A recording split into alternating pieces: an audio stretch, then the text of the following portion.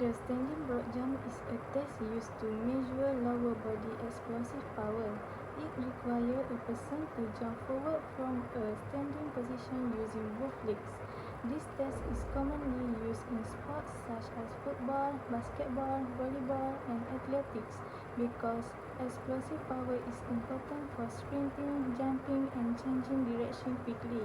Biomechanical, the standing broad jump mainly occurs in the sagittal plane and involves flexion and extension of the hip, knee, and ankle joints. The movement also uses the stretch shortening cycle, where the muscle stretch first and then contract quickly to produce greater force and achieve a longer jump distance. In the standing broad jump, the main muscles involved are the quadriceps, hamstring, glutes maximus, and calf muscles. The femur, tibia, fibula, and pelvis provide support, while the hip, knee, and ankle joints work together to create a powerful jump. The movement involves flexion during preparation and rapid extension during takeoff. It mainly occurs in the sagittal plane.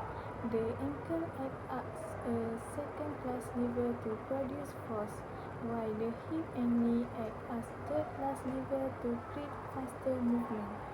The purpose of this study is to analyze the biomechanics of the standing broad jump by comparing novice, amateur, and professional participants and identify the factors that influence jumping performance.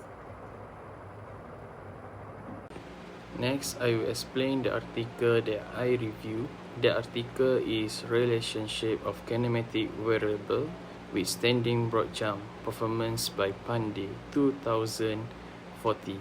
The purpose of this study was to investigate the relationship between kinematic variable and standing broad jump performance.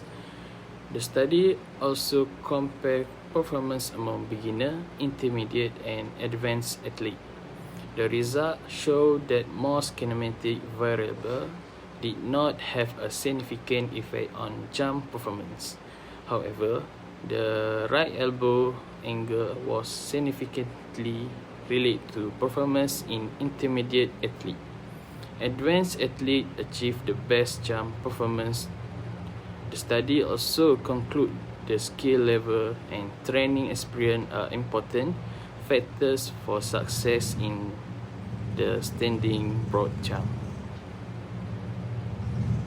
Three subjects participate in this study.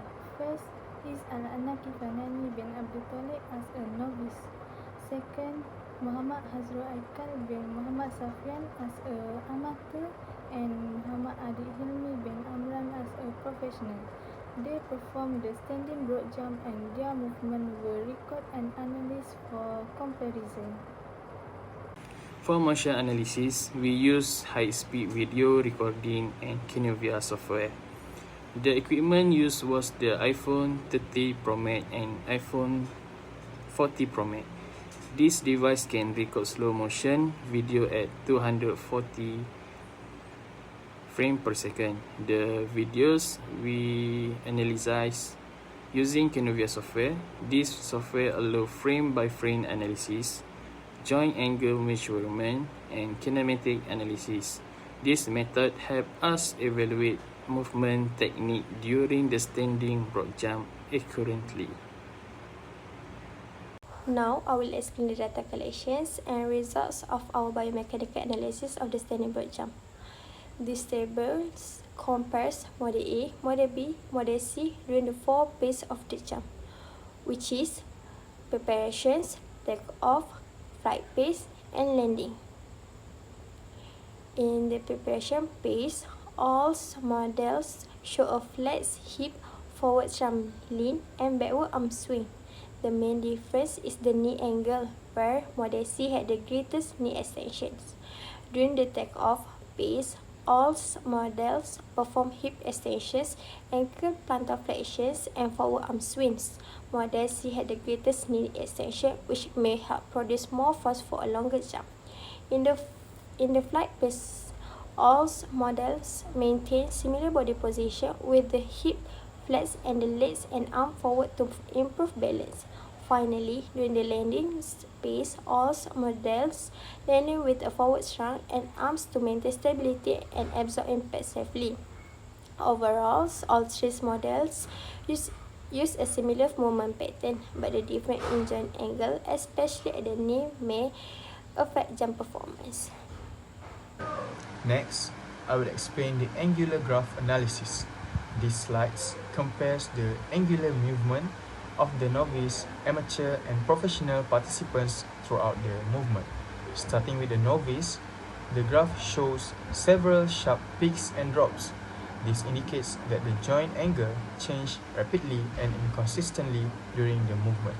Such fluctuation suggests less control, poor technique, and lower movement efficiency. For the amateur, the graph still shows fluctuation, but the movement becomes more stable compared to the novice. This indicates better control and improved coordination, although there are still some inconsistencies. Looking at the professional, the graph is much more smoother and more consistent.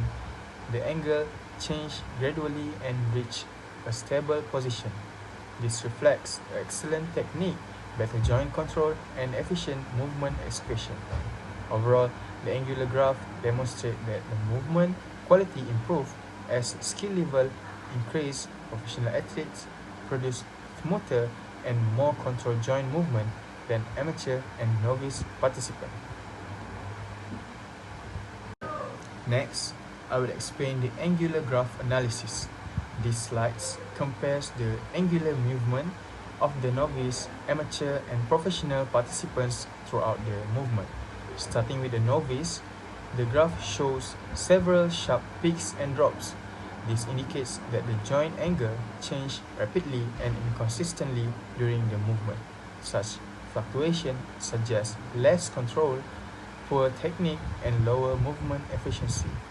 For the amateur, the graph still shows fluctuation, but the movement becomes more stable compared to the novice. This indicates better control and improved coordination, although there are still some inconsistencies. Looking at the professional, the graph is much more smoother and more consistent. The angle change gradually and reach a stable position. This reflects excellent technique, better joint control, and efficient movement execution. Overall, the angular graph demonstrates that the movement quality improved as skill level increased. Professional athletes produce smoother and more controlled joint movement than amateur and novice participants. Now I will present the discussion of our biomechanical analysis of the standing broad jump. Based on our finding, Model C, the professional participant, demonstrate the best overall movement. Among the three participants, there was mainly to the dual better movement coordination and more efficient jumping technique. During the preparation phase, Model C showed the deep test counter movement, which allow more elastic energy to be stored before takeoff. This improved the effectiveness of the stress shortening critical cycle. In the takeoff phase, Model C also achieved great knee extension and allowing the greater force to be produced as a result. The best participant generate the better propulsion and achieve more efficient jump. Overall, these findings show the good coordination between the hip, knee, ankle, and arm swing is essential for improving jumping performance. When comparing the three participants, each model show different strengths. Model B demonstrate the best landing mechanic. The participants show the greater knee flexion during landing, which improve the shock absorption and reduce the impact on the joint. In the contrast, Model A, the novice participant, show less efficient takeoff mechanic and a stiffer landing technique. Although Model A achieved relative high movement speed, the overall jump performance was lower because the movement coordination was not efficient. Therefore, our result suggests the best standing broad of jump performance depend not only speed but also on the proper technique. coordination, and effective force application throughout all pace off. Based on our finding, we recommend several training methods to improve standing broad jump performance. First, athletes should perform lower body strength training such as squat, lunges, and deadlift. This exercise strengthens the hip and knee extensor, allowing athletes to generate greater force during takeoff.